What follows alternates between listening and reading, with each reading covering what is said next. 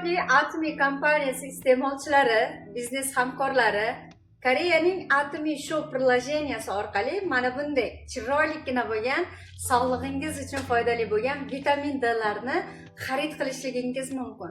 Vitamin D inson organizmiga yetishmasa qanday o'zgarishlar bo'ladi? Birgina kalsiyni iste'mol qilayotgan vaqtingizda ham tarkibida vitamin D bo'lishi kerak. Ya'ni kalsiyni vitamin D bilan birgalikda iste'mol qilishligingiz kerak. Chunki kalsiy organizmga yaxshi so'rilishligi uchun, sizda yaxshi effekt ko'rsatilishligi uchun, sochlaringiz, tirnoqlaringiz, hattoki teri parvarishida ham aynan vitamin D larni sizlarga tavsiya qilaman. Endi bemalol o'zingiz Koreya saytidan xarid qilishligingiz mumkin. Mana bunday korobkachada, ya'ni qutida 90 dona bir kunda bir mahaldan bir donadan iste'mol qilasiz.